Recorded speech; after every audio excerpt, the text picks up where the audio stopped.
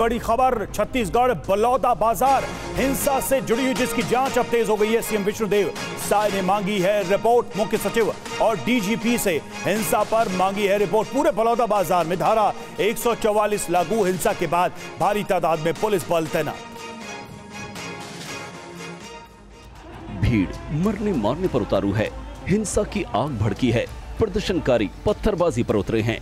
जहां भी देखिए आग है, धुआं है, गुस्सा है, तोड़फोड़ है, बवाल है। ये तस्वीरें छत्तीसगढ़ के बलौदा बाजार की हैं, जहां प्रदर्शन के दौरान हिंसा में कलेक्टर पर पहले पत्थरबाजी की गई, बिल्डिंग के कांच तोड़ दिए गए, गाड़ियां तोड़ डाली। प्रदर्शनकारियों ने फिर एक के बाद एक कई गाड़ियों को आग के हवाले कर दिया। करीब 50 बाइक और 2 दर्जन कारें जला दी गई। जब तक उन पर काबू पाया जाता, कलेक्ट्रेट बिल्डिंग को आग लगा दी गई। कलेक्ट्रेट बिल्डिंग धुआं हो गई, खाक हो गई। आग बुझाने के लिए दमकल की टीम भी पहुंची, लेकिन प्रदर्शनकारियों ने उसे भी रोक लिया। दमकल की गाड़ी को भी तहस नहस कर दिया। पथराव को रोकने के लिए पुलिस आगे बढ़ी, जिसमें कई पुलिसकर्मी घायल हो गए। हालात को देखते हुए बलौदा बाजार जिला मुख्यालय सहित शहर में धारा 144 लागू कर दी गई है। घटना को देखते हुए मुख्यमंत्री विष्णुदेव साय ने राज्य के मुख्य सचिव और डीजीपी से मामले की जानकारी ली और इस पर रिपोर्ट मांगी है। पुलिस ने इस घटना के सिलसिले में 3 लोगों को गिरफ्तार किया है। हिंसा की इस आग के पीछे वजह वो वारदात बताई जाती है, जिसमें 15 और 16 मई की दरमियानी रात कुछ अज्ञात लोगों ने एक धार्मिक स्थल पर तोड़फोड़ की थी, जिसकी सीबीआई जांच की मांग पर अड़े थे। लेकिन प्रशासन ने मजिस्ट्रियल जांच के आदेश दिए, जिसके बाद कल अचानक करीब 5000 लोग जमा हुए और जिलाधिकारी का घेराव किया। इस दौरान कुछ लोग उग्र हुए और देखते ही देखते विरोध की आग भड़क उठी। और छत्तीसगढ़ के बलौदा बाजार हिंसा के बाद घर लौट रहे विधायक मोतीलाल साहू के बेटे की कार को प्रदर्शनकारियों ने तोड़ डाला। यह आरोप साहू ने खुद पुलिस पर लगाया है। आरोप है कि कार में बैठे उनके बेटे और अन्य लोगों के साथ मारपीट भी पुलिस के द्वारा की गई।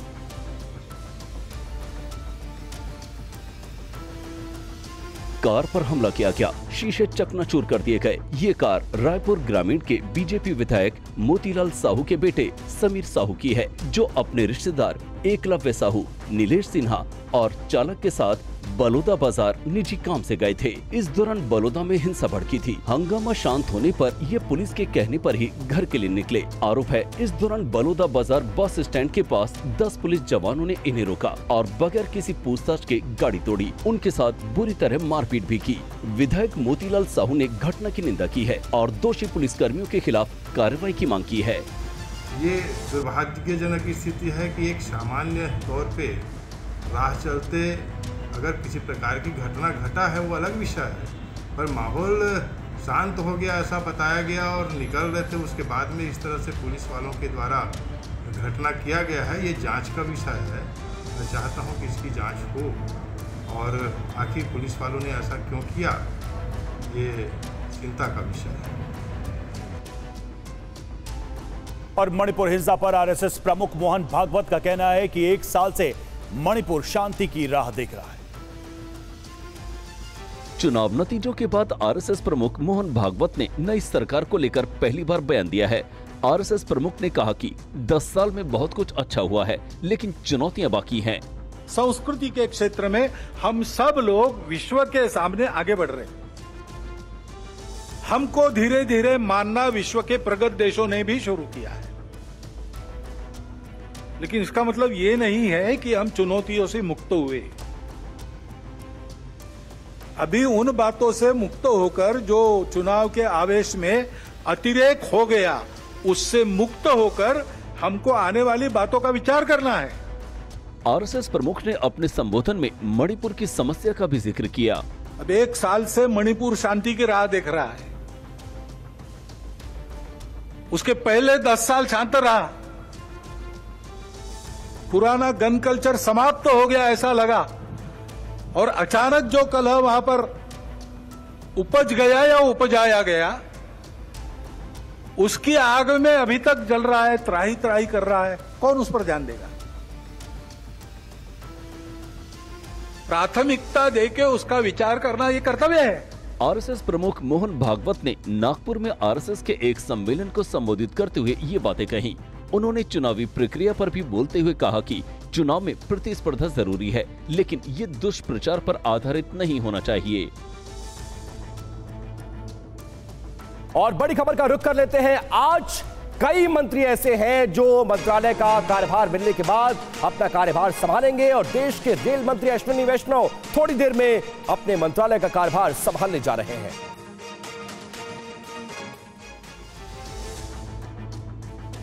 प्रधानमंत्री मोदी ने अपनी सबसे महत्वपूर्ण कैबिनेट कमेटी ऑन सिक्योरिटी वाली टीम में कोई बदलाव नहीं किया है। पीएम मोदी की सीसीएस टीम में पिछली बार की तरह इस बार भी अमित शाह गृह मंत्री बनाए गए हैं। रक्षा मंत्रालय राजनाथ सिंह के ही पास है। वित्त मंत्रालय के लिए पीएम मोदी ने एक बार फिर निर्मला सीतारमण पर ही भरोसा जताया है। वहीं एस जयशंकर पिछली बार की तरह इस बार भी विदेश मंत्री बनाए गए हैं। नई कैबिनेट में 10 कैबिनेट मंत्रियों के पास वही विभाग हैं जो पिछली बार थे। बीजेपी के वरिष्ठ नेता नितिन गडकरी को फिर सड़क परिवहन मंत्रालय दिया गया है। पिछली 2 सरकारों में भी वो यही मंत्रालय संभाल रहे थे। वाणिज्य मंत्रालय के लिए एक बार फिर पीयूष गोयल पर भरोसा जताया गया है। धर्मेंद्र प्रधान को शिक्षा मंत्रालय मिला है। पहले भी वो ये मंत्रालय संभाल चुके हैं। जबकि बीजेपी संगठन से कैबिनेट में जगह देकर जेपी नड्डा को स्वास्थ्य मंत्री बनाया गया है। जेपी नड्डा को स्वास्थ्य मंत्रालय के अलावा रसायन और उर्वरक मंत्रालय भी मिला है। वहीं अश्विनी वैष्णव को रेलवे के साथ इस बार सूचना प्रसारण मंत्रालय भी दिया गया है। मोदी सरकार के तीसरे कार्यकाल की पहली कैबिनेट की बैठक हुई। बैठक में पीएम आवास योजना के तहत 3 करोड़ घरों को बनाने के फैसले पर मुहर लगी। तीसरे कार्यकाल में आधिकारिक रूप से प्रधानमंत्री पद का कार्यभार संभालने के बाद नरेंद्र मोदी ने सबसे पहले पीएम किसान योजना की 17वीं किश्त से जुड़ी फाइल को हरी झंडी दी। इसके तहत 9 करोड़ 3 लाख किसानों को लगभग 20,000 करोड़ रुपए आवंटित किए जाएंगे। वहीं एनडीए सरकार की पहली कैबिनेट बैठक में प्रधानमंत्री आवास योजना के तहत 3 करोड़ घर बनाने का फैसला किया गया। ये घर शहरी और ग्रामीण क्षेत्रों में बनाए जाएंगे। केंद्र सरकार की प्रधानमंत्री आवास योजना साल 2015 से चल रही है। और बड़ी खबर का रुख कर लेते हैं। 1 दिवसीय दौरे पर वाराणसी जाएंगे प्रधानमंत्री मोदी। 18 जून को वाराणसी पहुंचेंगे पीएम मोदी। तीसरी बार पीएम बनने के बाद ये काशी विश्वनाथ का उनका पहला दौरा है। काशी विश्वनाथ मंदिर में वो पूजा अर्चना भी करेंगे। गंगा आरती में शामिल होंगे प्रधानमंत्री मोदी।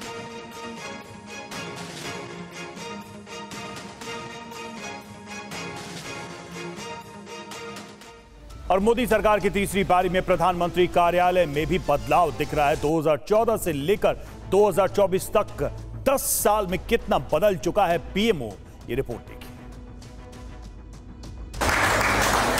तीसरे कार्यकाल के पहले दिन सोमवार को प्रधानमंत्री नरेंद्र मोदी का पीएमओ दफ्तर में सुबह कुछ इस अंदाज में हुआ। सबको नमस्कार करते हुए पीएम मोदी आगे बढ़ रहे थे और दोनों तरफ कतार में खड़े पीएमओ कर्मी तालियों से उनका स्वागत कर रहे थे। पीएम मोदी ने न सिर्फ कार्यभार संभाला बल्कि पीएमओ कर्मचारियों को संबोधित भी किया। उन्होंने कहा कि उनका प्रयास पीएमओ को सेवा का अधिष्ठान और पीपल्स पीएमओ बनाने का रहा है। न सत्ता के लिए पैदा हुआ हूँ, न मैं शक्ति अर्जित करने के लिए सोचता हूँ। मेरे लिए पीएमओ सत्ता केंद्र बने, पीएमओ शक्ति केंद्र बने, ये न मेरी इच्छा है न मेरा वो रास्ता है। और इसलिए 2014 से हमने जो कदम उठाए आपने मार्क किया होगा और पहले जो पीएमओ में रहे होंगे उनसे पूछ लेना। हमने इसको एक कैटलिक एजेंट के रूप में ही डेवलप करने की कोशिश की। प्रधानमंत्री के ऑफिस में इस बार कई बदलाव दिखे। पीएम का ऑफिस पूरा हाईटेक हो चुका है।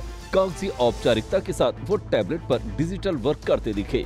बाईं तरफ की दीवार पर बड़ी एलईडी स्क्रीन नजर आई तो दाईं और पीछे की तरफ भगवान गणेश की मूर्ति रखी हुई थी। टेबल पर स्वामी विवेकानंद की तस्वीर वाला पेपरवेट नजर आया। पीछे 2 बड़े बड़े तिरंगे लगे हैं। इन बदलावों को समझने के लिए हमें 2014 और 2019 की तस्वीर भी देखनी होगी। और एनडीए में सहयोगियों को नागरिक उड्डयन विभाग, पंचायती राज विभाग, लघु उद्योग और भारी उद्योग जैसे मंत्रालय मिले। इसके अलावा कौशल विकास और आयुष मंत्रालय भी उनके खाते में गया है। रिपोर्ट देखिए। एनडीए के सहयोगी दलों के भी विभागों का बंटवारा कर दिया गया है। राममोहन नायडू को नागरिक उड्डयन, ललन सिंह को पंचायती राज, चिराग पासवान को खाद्य प्रसंस्करण, HD कुमारस्वामी को भारी उद्योग और इस्पात मंत्रालय, जीतन राम मांझी को सूक्ष्म एवं लघु उद्योग कैबिनेट मंत्री बनाया गया है। जयंत चौधरी को कौशल विकास और शिवसेना प्रताप राव जाधव को आयुष मंत्रालय का स्वतंत्र प्रभार दिया गया है। इसके अलावा 4 राज्य मंत्रियों को भी विभाग दे दिए गए हैं।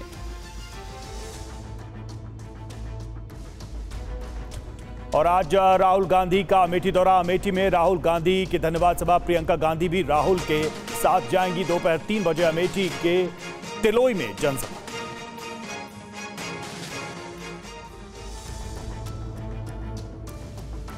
लोकसभा चुनाव में अमेठी और रायबरेली में कांग्रेस की ऐतिहासिक जीत के बाद कांग्रेस नेता और रायबरेली से सांसद राहुल गांधी आज अमेठी जाने वाले हैं। कांग्रेस की राष्ट्रीय महासचिव प्रियंका गांधी भी आज अमेठी जाएंगी। दोनों नेता अपने पारंपरिक गढ़ में पार्टी की जीत के लिए अमेठी की जनता का आभार व्यक्त करेंगे और एक जनसभा को भी संबोधित करेंगे। कांग्रेस नेताओं के मुताबिक अमेठी संसदीय क्षेत्र के तिलोई विधानसभा में बहादुरपुर ब्लॉक की ग्राम सभा रामपुर जमालपुर में आज दोपहर 3 बजे राहुल गांधी अमेठी और रायबरेली संसदीय क्षेत्रों के कांग्रेस कार्यकर्ताओं की धन्यवाद सभा को संबोधित करेंगे। इस बार लोकसभा चुनाव में कांग्रेस नेता KL शर्मा ने अमेठी से सांसद रही बीजेपी नेता स्मृति ईरानी को कड़े मुकाबले में हरा दिया, जबकि राहुल गांधी ने रायबरेली लोकसभा सीट से करीब 4 लाख वोटों से चुनाव जीता। उत्तर प्रदेश में कांग्रेस को मिली कामयाबी के बाद पार्टी 15 जून तक राज्य की सभी 403 विधानसभाओं में धन्यवाद यात्रा भी निकालेगी। और माता वैष्णो देवी के दर्शन के लिए कटरा जा रहे तीर्थयात्रियों पर आतंकी हमले के बाद 11 टीमें लगातार सर्च ऑपरेशन में जुटी हुई है। इस बीच अस्पताल में भर्ती लोगों के जहन में मौत का मंजर अब भी जिंदा है। ये मासूम तीर्थयात्री की आंखों के सामने वो खौफनाक मंजर अब भी सामने है। दिमाग में गोलियों की आवाज गूंज रही है। रह रहकर आतंकियों की कायराना हरकत से सिहर जा रही है। ऐसे कई लोग हैं जो आतंकी हमले के बाद दहशत में हैं, लेकिन जिस बहादुरी के साथ तीर्थयात्रियों ने आतंकियों का मुकाबला किया, सूझबूझ से कई लोगों ने अपनी जान बचाई, वो काबिल तारीफ है। अफसोस कि 9 लोग अकाल मौत के शिकार हो गए। इनमें कई बच्चे भी शामिल थे। जम्मू मेडिकल कॉलेज हॉस्पिटल में कई घायल भर्ती हैं, जिनसे जम्मू कश्मीर के बीजेपी अध्यक्ष रविंद्र रैना ने मुलाकात की और हर संभव उपचार और सहयोग का भरोसा दिया। पहले जम्मू कश्मीर के उपराज्यपाल मनोज सिन्हा ने भी जम्मू में घायलों से मुलाकात की, बेहतर उपचार का निर्देश दिया। उन्होंने मुआवजे का भी ऐलान किया। मौत का कोई मुआवजा नहीं होता है, फिर भी उनके परिजनों को एक सहायता के तौर पर 10 लाख रुपए जम्मू कश्मीर प्रशासन ने मृतकों को और घायल लोगों को 50,000 रुपए देने का फैसला किया। जम्मू पुलिस और सुरक्षा बल लगातार आतंकियों की तलाश में जुटे हैं। 11 टीम्स जो हैं वो अभी तक फील्ड पे काम कर रही हैं। 2 डिफरेंट टैक्सीज हैं जिन पर काम कर रही है। मेरे पास जो इन्फॉर्मेशन है वो एज पर आई विटनेसेस जो है 2 का बताया जा रहा है, और जो हमें अभी तक फुटप्रिंट्स मिल रहे हैं उसके हिसाब से 2 से 3 टेररिस्ट का ग्रुप होना चाहिए। और इस बीच कुछ खास तस्वीरें। विदेश मंत्री एस जयशंकर आज अपना कार्यभार संभालने पहुंचे, उसकी तस्वीरें आ रही हैं। ये देखिए तस्वीरें हम आपको दिखा रहे हैं। एक बार फिर से उन्हें विदेश मंत्रालय का पोर्टफोलियो दिया गया है और इस वक्त वो अपना कार्यभार संभालने के लिए अपने मंत्रालय पहुंचे हैं, जिसकी तस्वीरें आप देख रहे हैं।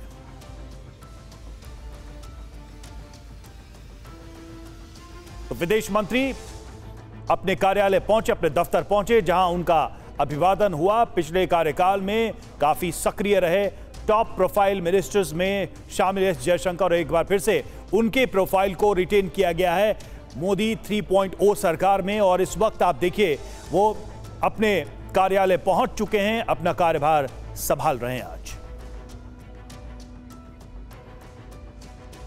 और नीट के रिजल्ट को लेकर दायर एक याचिका पर सुप्रीम कोर्ट में सुनवाई है। इस बीच लखनऊ की छात्रा आयुषी ने भी हाई कोर्ट का दरवाजा खटखटाया है।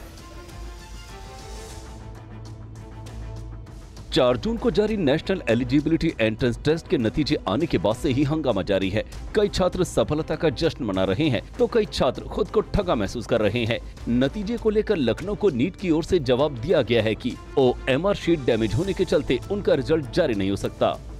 एक तो प्रायर इन्फॉर्मेशन नहीं दी गई थी। जब मैंने लॉगिन किया अपने एप्लीकेशन नंबर से तो उसमें दिखा रहा था रिजल्ट नॉट जनरेटेड। तो मुझे लगा कि हो सकता है 23 लाख स्टूडेंट्स हैं, ट्रैफिकिंग की वजह से रिजल्ट नहीं आ रहा है। 1 घंटे बाद मेरे पास एक मेल आता है कि मेरी OMR शीट डैमेज्ड और टॉर्न कंडीशन में उनको मिली, इसलिए मेरा रिजल्ट अवेटेड है, वो रिजल्ट शो नहीं कर सकते, उनको स्किप कर दिया रिजल्ट। और अब बात दिल्ली के जल संकट की। दिल्ली में जल संकट को देखते हुए केजरीवाल सरकार हिमाचल सरकार से काफी उम्मीदें लगाए हुए थी, लेकिन दिल्ली की उस उम्मीद को करारा झटका लगा है। हिमाचल ने दिल्ली को पानी देने के मसले पर अब यू-टर्न ले लिया है।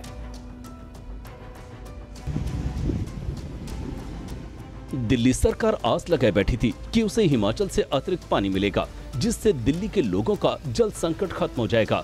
लेकिन राजधानी दिल्ली को अपनी प्यास बुझाने के लिए अब नया विकल्प तलाशना होगा, क्योंकि हिमाचल ने 137 क्यूसेक अतिरिक्त पानी को लेकर यू-टर्न ले लिया है। हिमाचल की तरफ से जवाब दिया गया है कि उनके पास ज्यादा पानी नहीं है। आपको बता दें कि दिल्ली जल संकट को लेकर सुप्रीम कोर्ट को हस्तक्षेप करना पड़ा था, जिसके बाद हिमाचल सरकार ने सुप्रीम कोर्ट में एफिडेविट दाखिल कर कहा था कि वो दिल्ली को 137 क्यूसेक पानी देगा। पर हिमाचल ने जो दिल्ली को पानी देने के लिए जो सुप्रीम कोर्ट में स्टेटमेंट दिया था, एफिडेविट दिया था, उसके बारे में मैंने आपको अपनी पोजीशन क्लियर कर दी हरियाणा की, क्योंकि हरियाणा को हिमाचल की तरफ से कोई 137 क्यूसेक पानी एक्स्ट्रा नहीं मिला। जानकारी के मुताबिक हथनी कुंड बैराज पर 2497 क्यूसेक पानी दर्ज किया गया है। इस पानी को यूपी और हरियाणा के लिए भेजा जा रहा है। कुछ पानी दिल्ली के लिए भी डाइवर्ट किया गया है।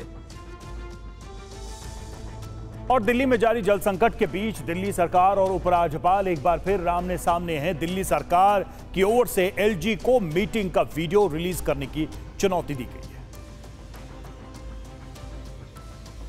दिल्ली के शहरी विकास मंत्री सौरभ भारद्वाज ने सोमवार को आरोप लगाया कि दिल्ली में जल संकट मुद्दे पर LG ऑफिस की ओर से जारी प्रेस विज्ञप्ति पर भ्रामक करार दिया। भारद्वाज ने मांग की है कि पानी के मुद्दे पर उपराज्यपाल के साथ जो बैठक हुई उसका वीडियो सार्वजनिक किया जाए। इस व्यवहार को इस तरह से देख रहे हैं कि इनको एक झूठ इस मीटिंग के नाम पे प्लांट करना था। तो मन में डर था, मन में चोर था कि कहीं ये अपने फोन में ना रिकॉर्ड कर लें हमारी बातें, और वो खुद वीडियो पे रिकॉर्ड कर रहे हैं। तो भैया वीडियो को पब्लिक कर दो, हमारे मन में कोई चोर नहीं है। और इस बीच खबर यह कि मुंबई में लगातार बारिश जारी है। आज भी मुंबई के लिए अलर्ट जारी किया गया है। इस बीच अधिकारियों ने शहर में किसी भी जगह जल भराव से फिलहाल इनकार कर दिया है। रिपोर्ट देखिए। सड़कें पानी में डूबी हैं, कारें जैसे रेंग रही हैं, लोग छाते के सहारे हैं, लेकिन भीगने से छाते भी नहीं बचा रहे हैं। बारिश मूसलाधार है, जिससे मुंबई बेजार है। मुंबई में मानसून की जोरदार बारिश हो रही है। 2 दिनों से लोग बेहाल हैं। दिन रात हो रही बारिश से जगह जगह सड़क जाम है, लेकिन अधिकारियों की माने तो सब सामान्य है। कहीं भी जल भराव की सूचना नहीं है, लेकिन हालात बता रहे हैं कोई ऐसी जगह नहीं जहां पानी नहीं हो। बहरहाल तस्वीरें देखिए। कल शाम 7 बजे के बाद भारी बारिश हुई। 24 घंटे के दौरान करीब 150 mm से अधिक बारिश रिकॉर्ड की गई। वडाला इलाके में 24 मिलीमीटर, चेंबूर के एक इलाके में 52 मिलीमीटर, कलेक्टर कॉलोनी में 43 मिलीमीटर और वैभव नगर में 22 मिलीमीटर बारिश दर्ज की गई। बहरहाल मुंबई में दक्षिण पश्चिम मानसून के पहुंचने के बाद कई इलाकों में जल भराव की स्थिति पैदा हो गई है। महाराष्ट्र तट पर मानसून सामान्य समय से 2 दिन पहले ही पहुंच गया है, जिससे भारी बारिश हो रही है। मौसम विभाग के मुताबिक 17 और 18 जून से बारिश और तेज हो सकती है। और एक और बड़ी खबर महाराष्ट्र के ठाणे में डायपर फैक्ट्री में आग। डायपर फैक्ट्री में आग से लाखों का नुकसान। दमकल की गाड़ियां आग बुझाने में जुटी। तस्वीर आप देखिए डायपर फैक्ट्री की, जहां पर भीषण आग लगी है। दमकल की गाड़ियां यहां पर मौजूद आग को बुझाने की मशक्कत करने पहुंची। देखिए भयंकर आग लगी है, किस तरह से आग की लपटें उठती नजर आ रही हैं इस फैक्ट्री के अंदर से।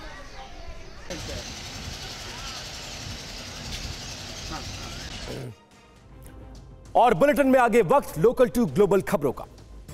विदेश मंत्री एस जयशंकर पहुंचे विदेश मंत्रालय, थोड़ी देर में संभालेंगे कार्यभार।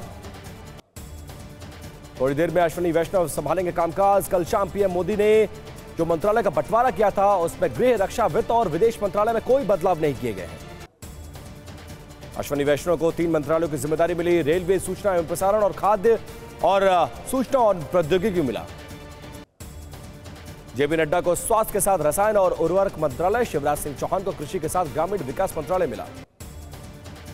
नितिन गडकरी को दोबारा मिला सड़क परिवहन मंत्रालय। 2 राज्य मंत्री अजय टम्टा और हर्ष मल्होत्रा होंगे साथ।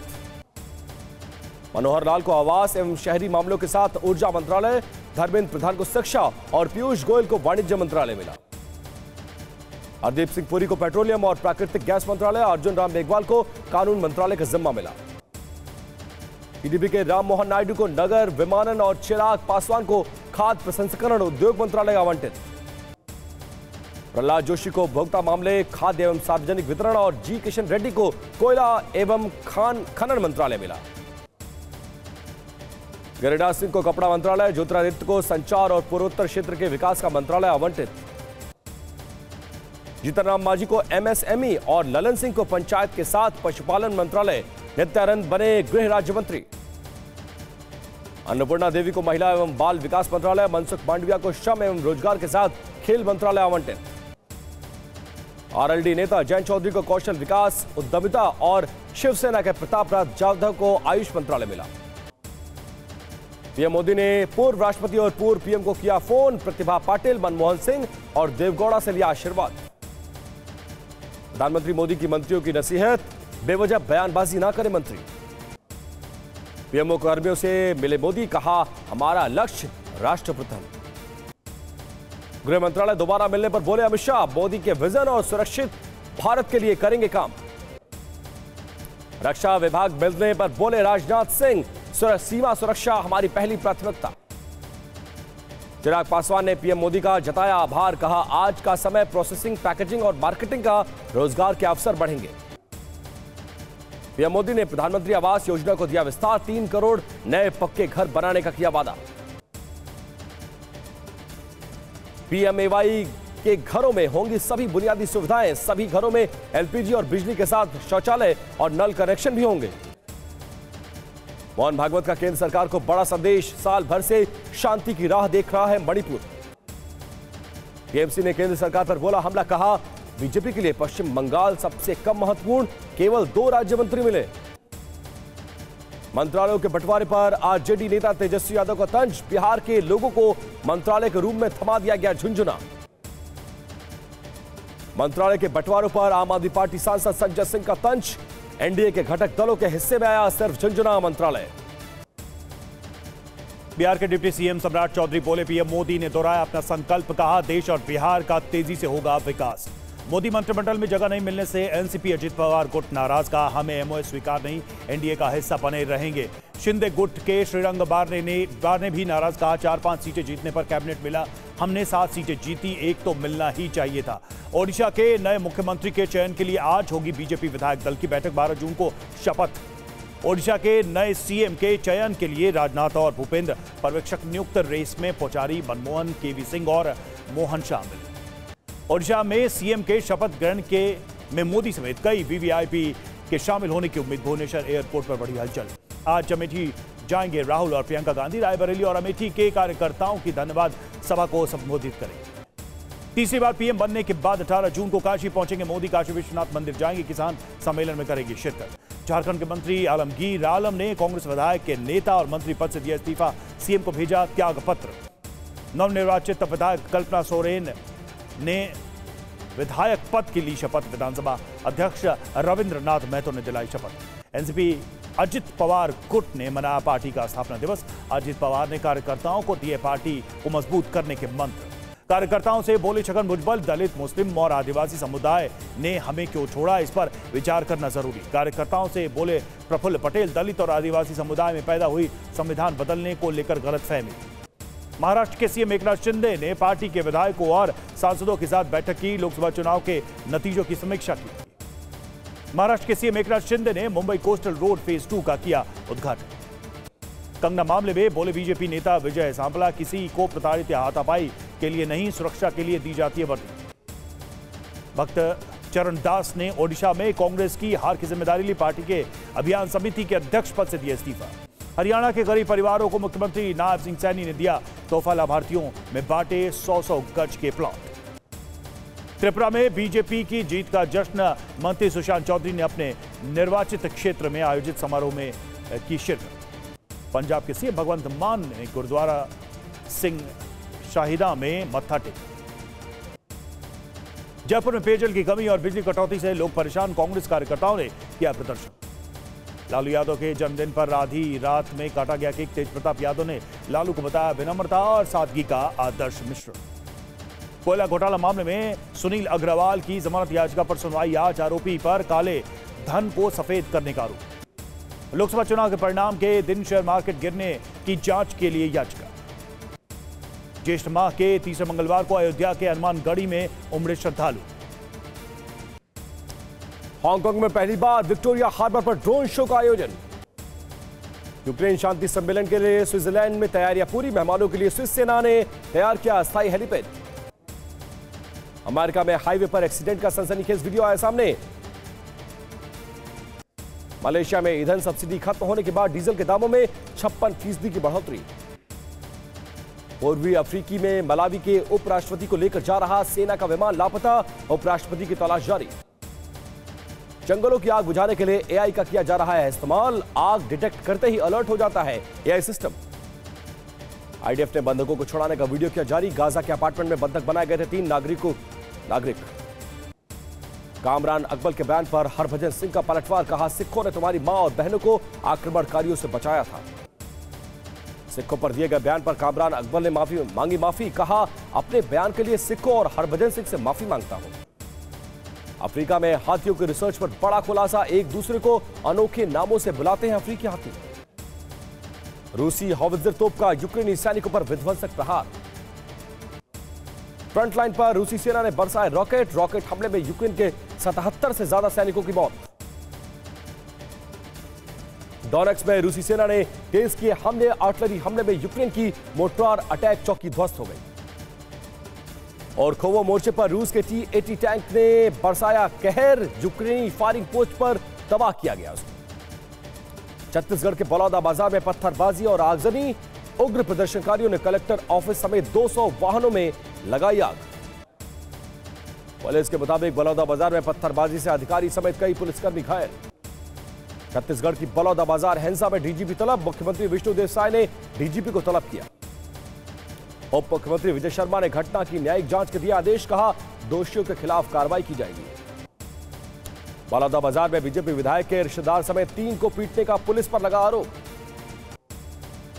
बलौदा बाजार में सीसीटीवी के आधार पर पुलिस कर रही है कार्रवाई, कुछ लोगों को हिरासत में लिया गया। बलौदा बाजार जिला मुख्यालय समेत शहर में धारा 144 लागू, कलेक्टर ने जारी किया आदेश। मणिपुर के जिरबाम में सीएम एम बीरेन सिंह के काफिले पर उग्रवादियों का हमला, पुलिस और सीआईएसएफ का एक जवान घायल।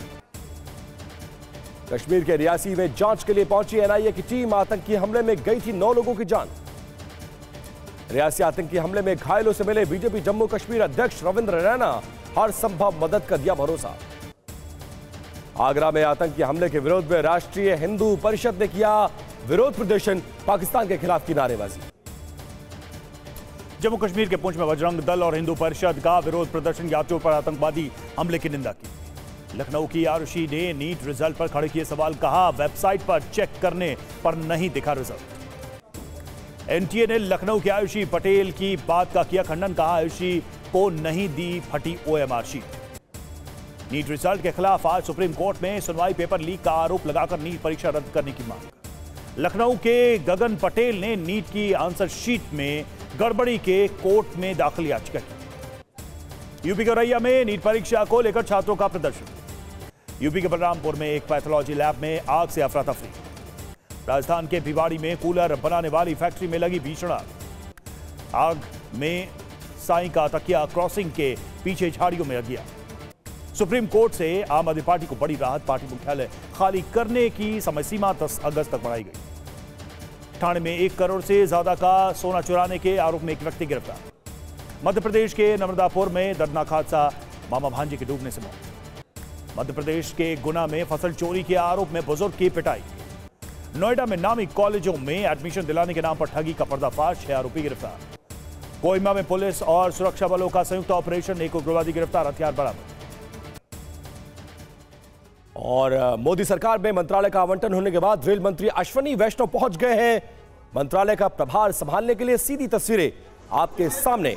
पिछली सरकार में भी अश्विनी वैष्णव रेल मंत्री थे और शानदार कामकाज किया गया था, इसीलिए इस बार उनका कद बढ़ाया गया और 3 मंत्रालय उनको सौंपे गए। और अब रेल भवन में रेल मंत्रालय का प्रभार संभालने के लिए रेल मंत्री अश्विनी वैष्णव पहुंचे हैं। इस बार फिर से रेल मंत्रालय उन्हें आवंटित किया गया है। प्रधानमंत्री मोदी ने एक बार फिर से उन पर भरोसा जताया है और रेल मंत्री का कार्यभार संभालने के लिए अधिकारियों की एक बड़ी टीम के साथ वो पहुंचे हैं अपने मंत्रालय, जहां सीधी तस्वीरें आप देख रहे हैं। सुबह से ही अलग अलग मंत्रालयों में मंत्रियों के पहुंचने का सिलसिला शुरू है। आज सुबह से तमाम मंत्री अपने कार्यभार को संभाल रहे हैं। उसी सिलसिले में देश के रेल मंत्री अश्विनी वैष्णव मोदी 3.0 में अपना कार्यभार संभालने के लिए रेल मंत्रालय पहुंचे हुए हैं, जहां आज औपचारिक रूप से वो अपना कार्यभार संभालेंगे। और 2 तस्वीरें आपके सामने।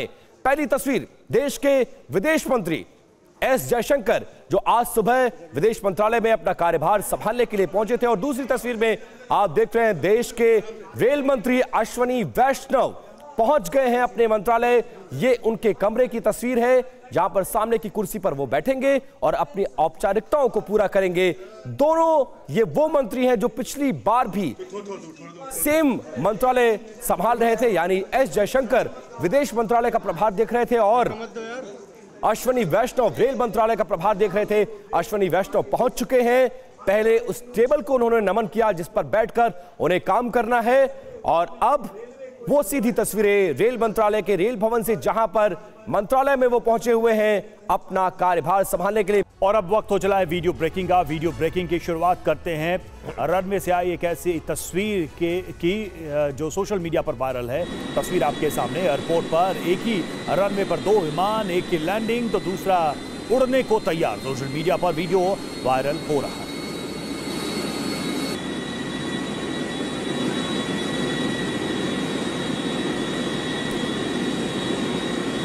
तस्वीर आप देखिए, बड़ी चूक, बड़ी लापरवाही। एक विमान टेक ऑफ कर रहा है, दूसरी तरफ दूसरा विमान लैंडिंग, और बहुत ही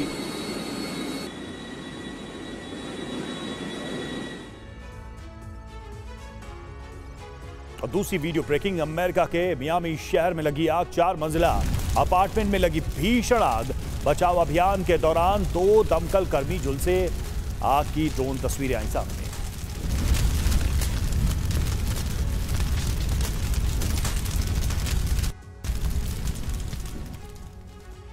तीसरी वीडियो ब्रेकिंग। अमेरिका के व्योमिंग में बड़ा हादसा।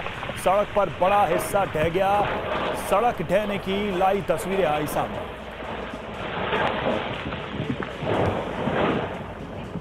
अमेरिका के व्योमिंग में यह हादसा हुआ जिसकी तस्वीरें वायरल हो रही हैं। सड़क ढह गया और सड़क ढहने की ये तस्वीर आप देखिए, कैसे अचानक सड़क का पूरा एक हिस्सा मलबे में तब्दील हो गया। चौथी वीडियो ब्रेकिंग। आइसलैंड में ज्वालामुखी विस्फोट का वीडियो है। धधकते ज्वालामुखी की तस्वीरें सामने। आइसलैंड में ज्वालामुखी फटा और उसके बाद कैसे ज्वालामुखी से लावा बहता हुआ नजर आ रहा है। तस्वीरें आप देख सकते हैं आइसलैंड में ज्वालामुखी की तस्वीर।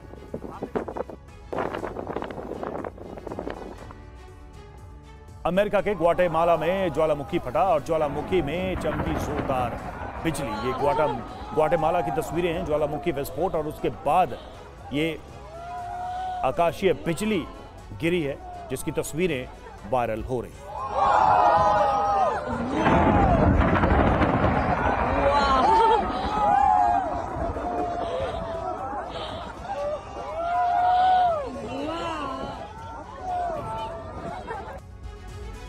और छठी वीडियो ब्रेकिंग। महाराष्ट्र ठाणे की फैक्ट्री में आग लग गई है। डायपर बनाने वाली फैक्ट्री में ये भीषण आग लगी है और भीषण आग में फैक्ट्री को भारी नुकसान पहुंचा है।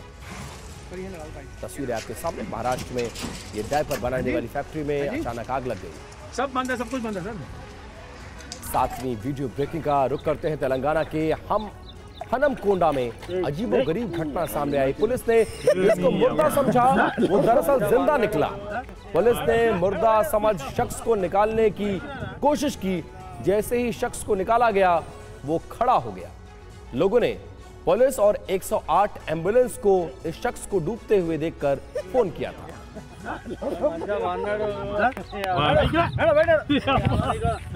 आठवीं वीडियो ब्रेकिंग, चेन्नई से आए इंडिगो विमान का स्वागत किया गया तिरुचिरापल्ली अंतर्राष्ट्रीय हवाई अड्डे पर। इस विमान का स्वागत किया गया, वाटर कैनन से दी गई सलामी। तस्वीरें आपके सामने।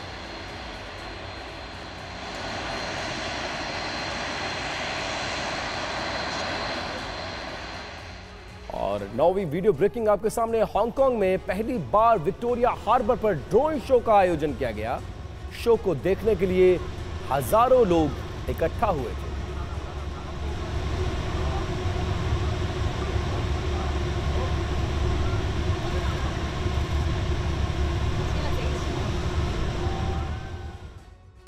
दसवीं वीडियो ब्रेकिंग, आईडीएफ ने जारी किया बंधकों के रेस्क्यू का एक और वीडियो। 3 हमास बंधकों की रिहाई का ये वीडियो जारी किया गया है। एक पत्रकार के घर में बंधक बनाकर इनको रखने का दावा किया गया है। रेस्क्यू ऑपरेशन के दौरान आईडीएफ के एक अधिकारी की मौत भी हो गई। करीब 250 दिनों से हमास की गिरफ्त में थे ये बंधक।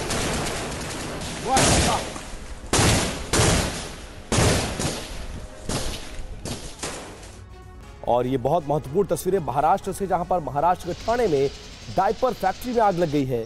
डायपर फैक्ट्री में आग से लाखों के नुकसान का दावा किया गया है। दमकल की कई गाड़ियां आग को बुझाने में जुटी हुई हैं। ये भीषण आग महाराष्ट्र के ठाणे की। और आज एक एक करके तमाम मोदी 3.0 सरकार के मंत्री अपना कार्यभार संभाल रहे हैं। ये देखिए तस्वीरें, भूपेंद्र यादव जब वो अपने कार्यालय पहुंचे और उन्होंने अपना कार्यभार संभाला है, तस्वीरें उसके सामने आ रही हैं।